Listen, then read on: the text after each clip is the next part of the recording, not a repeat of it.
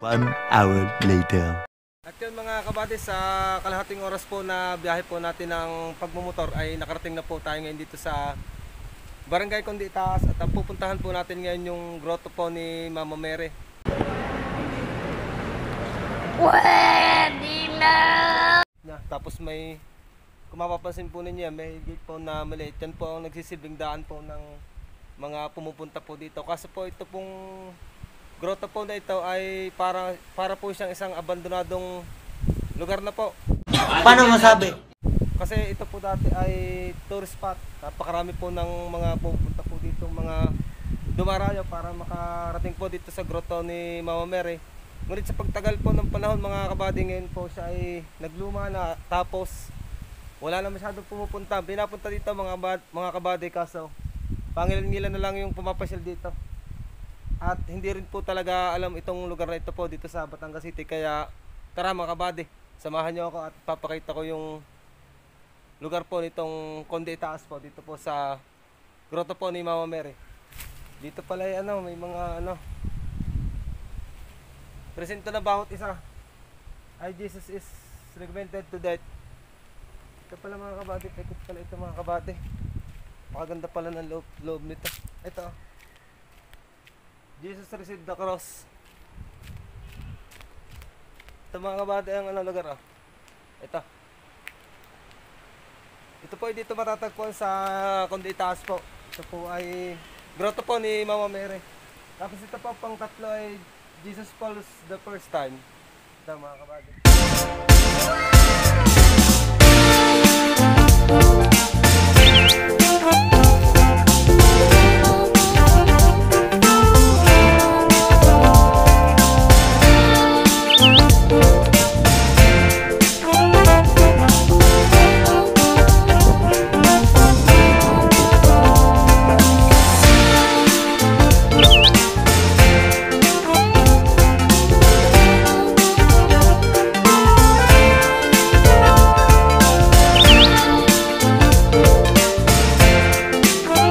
Malawak pala itong pasyalan na ito mga kabady. Kaso kung makikita niyo talagang sayang po talaga itong lugar na ito kasi napakaganda po talaga mga kabady. Yan mga kabady, kita naman ninyo. Tapos ito naman pang-apat, Jesus is Mother. Yan, dito tayo mga kabady. Sobrang luwang pala nito. Bago tayo makarating kay Mama Mary ay marami tayong dadaanan ng mga estasyon na ganito. Simon of Cyrene of Jesus. Ito naman mga kabady. Pang-alin, Veronica wipes the face of Jesus. Ito mga kabady. At ito yung pampito mga kabady. Jesus falls the second time. Ito mga kabady. Yan. Grabe, ang dami nito mga kabady. Lahat ito pupunta natin mga kabady. Jesus consoles the woman Jerusalem. Ito po ay pangwalo. Oh, grabe ang init. Ito mga kabady ang pang-siyam. Jesus falls the third time.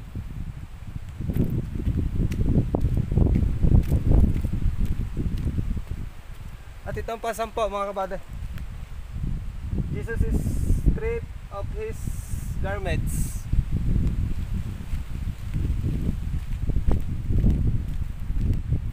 Ito ang pang-12 mga kabady. Jesus is nailed to the cross. Ito yung pang-13. Jesus dies on the cross. At ito mga kabady, Rosario Charilo Perez Gardens at Domingo Conditas, Batangas City. Bale ito po pala mga kabady ay itong lugar na ito ay ipoprovide muli at balang araw ay magiging tourist spot muli itong lugar na ito. Napakaganda po talaga mga kabady na lugar na ito mga kabady. Yan, napakaganda na mga tatanaw dito mga kabady, lalo na pag nakarating tayo dito sa grotto ni Mama Mary. Bale ang grotto ni Mama Mary ay dito sa kabilang side dito mga kabady. At pupunta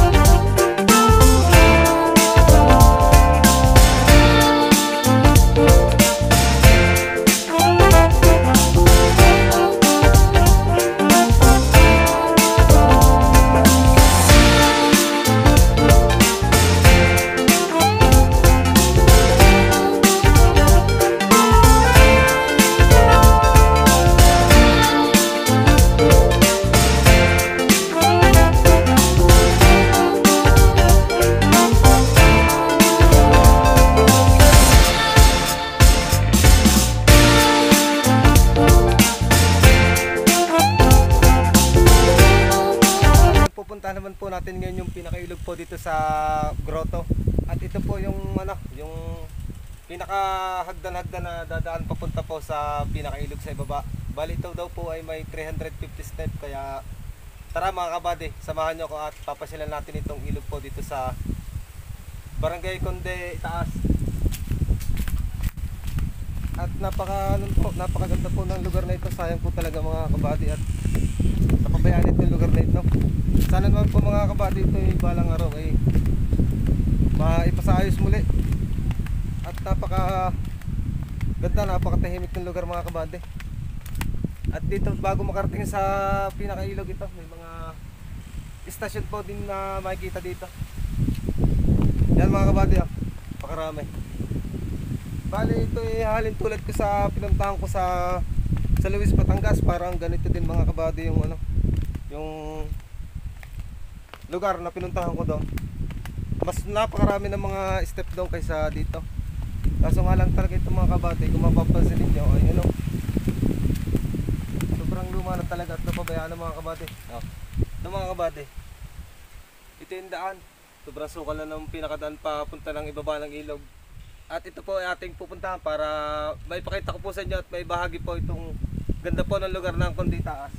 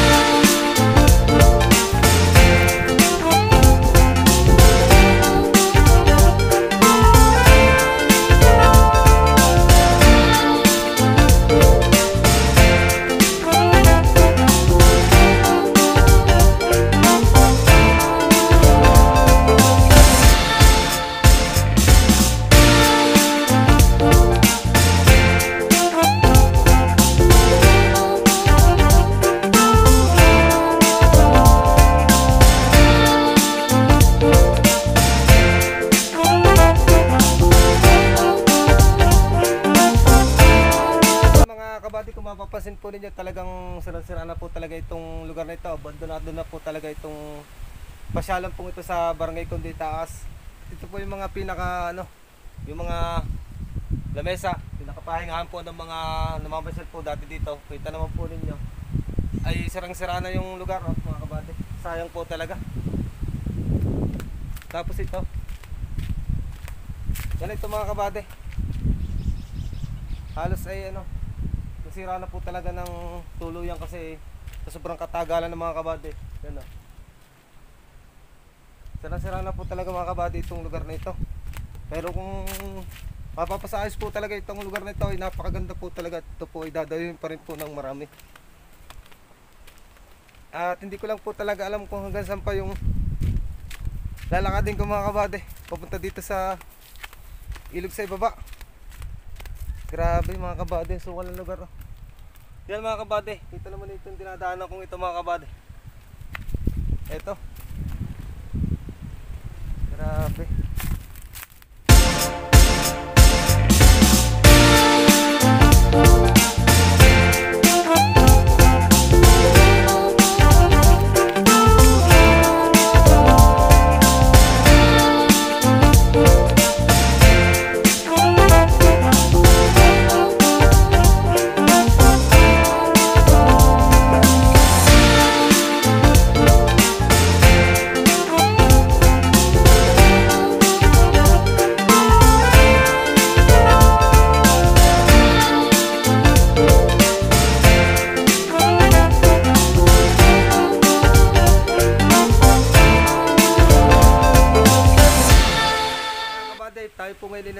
sa ibaba po sa ilog. At ito po yung sinasabi kong falls po dito sa grotto ni Mama Mary. At hindi po talaga biro yung pagbaba po dito sa ilog at sobra po talagang daming step po. Tapos ang sakit po talaga sa binti bago makarating po dito. Kasi po ito ay kabundukan po ito. Bali po yung ano po ni Mama Mary, yung pong rebulto niya ay nandun po sa ibabaw ng bundok. Tapos ito naman po ay nasa pinakapalan ng bundok po, itong pinakailog po dito sa Barangay Conditas. At ito po mga kabate, yung sinasabi kong falls. Yan mga kabate, sinasabi kong falls dito sa Conditas. Napakaganda po talaga ng lugar na ito mga kabate.